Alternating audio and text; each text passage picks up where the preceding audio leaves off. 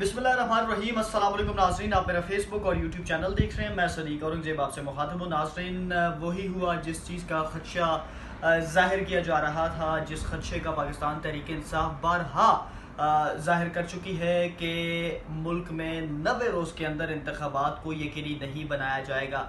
आज क्या कुछ हुआ है जी, इलेक्शन कमीशन ऑफ पाकिस्तान की जानिब से क्या कुछ ऐलान किया गया है, साथ ही दीगर क्या कुछ अहम डेवलपमेंट्स हुई है, वो तमाम तर तफसीलात आपसे शेयर करेंगे। लेकिन उससे पहले आप तमाम नाज़रीन से इल्तमास है मेरे यूट्यूब चैनल को सब्सक्राइब कर दें, साथ ही फेसबुक पेज को लाइक और शेयर ज़रूर कीजिएगा। नाज़रीन, वीडियो का बाकायदा आगाज़ करते हैं एक बड़ी अहम खबर से। बड़ी अहम खबर यह है कि इलेक्शन कमीशन ऑफ पाकिस्तान ने आज नई मरदमशुमारी, नई हल्काबंदियों का शेड्यूल जारी कर दिया गया है। साथ ही इलेक्शन कमीशन की जानिब से कहा गया है कि 90 रोज़ के अंदर इंतखाबात को यकीनी बनाना मुश्किल हो चुका है।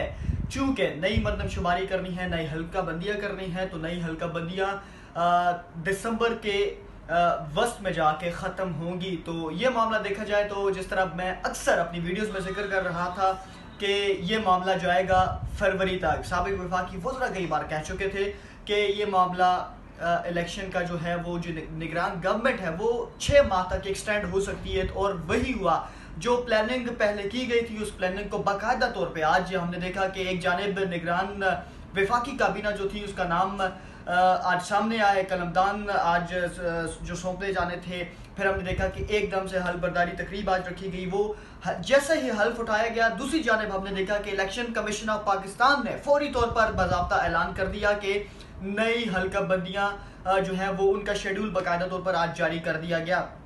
दूसरी जानिब गुज़श्ता वीडियोज़ में भी मैंने जिक्र किया था, सुप्रीम कोर्ट ऑफ पाकिस्तान में हमने देखा कि पाकिस्तान तहरीक इंसाफ और दीगर जो वकला की तंजीम है, उन्होंने सुप्रीम कोर्ट ऑफ पाकिस्तान में भी अपनी दरख्वास्त दायर की और इलेक्शन कमीशन को फरीक बनाया गया कि हमें इलेक्शन होते दिखाई नहीं दे रहे। सुप्रीम कोर्ट को कहा गया, दरख्वास्त की गई कि बाकायदा तौर पर इलेक्शन कमीशन को नोटिस जारी किया जाए कि जो निगरान गवर्नमेंट का मामला होता है, 3 माह के अंदर इलेक्शन साफ और शफाफ इंतखाबात को यकीनी बनाना, वो बर वक्त इंतखाबात को यकीनी बनाना। लेकिन आज हमने देखा कि इससे अब सारा मामला उल्टा पड़ चुका है। जिस तरह बाकायदा तौर पर पहले प्लानिंग की गई थी, उसको आज बाकायदा तौर पर इम्प्लीमेंट भी कर दिया गया है। ये बड़ी अहम खबर है पाकिस्तान तहरीक इंसाफ के लिए, बड़ी बुरी खबर है।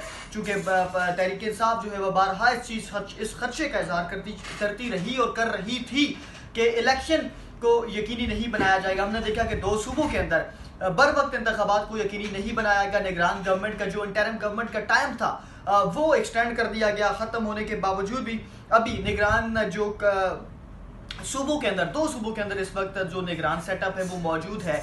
और मरकज़ के अंदर भी इसी खदशे का इजहार किया जा रहा था। हमने देखा कि 2 से 3 दिन गुजर जाने के बाद निगरान जो सेटअप आया, तो फ़ौरन से बाज़ाब्ता जो ऐलानात हैं वो कर दिए गए हैं। जो प्लानिंग थी उसको बाकायदा तौर पर इम्प्लीमेंटेशन की जानिब ले जाया गया है।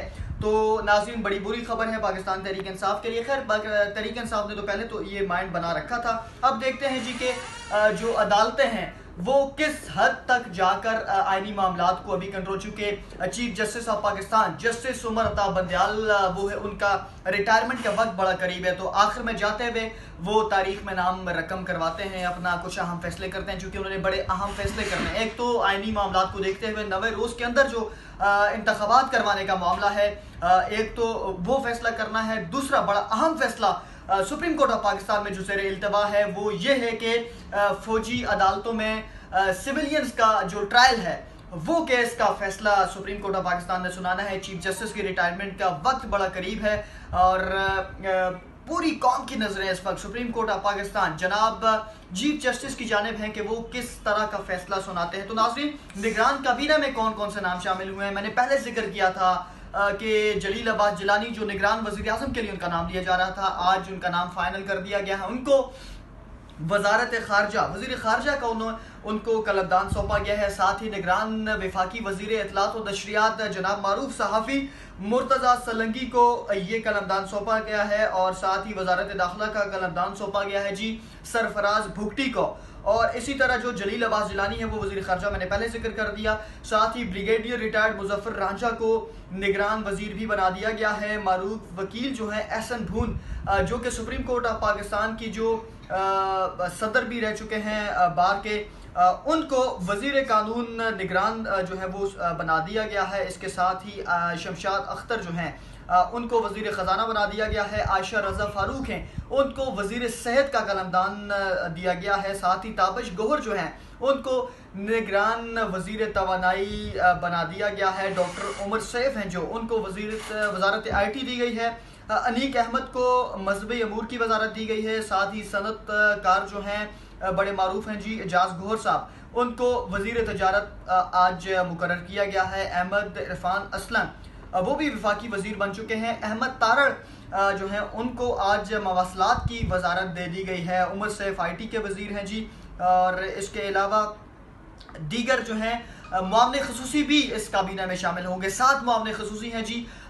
यासीन मलिक जो कश्मीरी रहनुमा हैं उनकी अहलिया हैं जी मिशाल मलिक, सोशल एक्टिविस्ट भी हैं, उनको इंसानी हकूक़ की मुआवने खसूसी वो होंगी। उनको आज ये कलमदान सौंपा गया है। साथ ही सरफराज बुगटी का मैंने जिक्र कर दिया।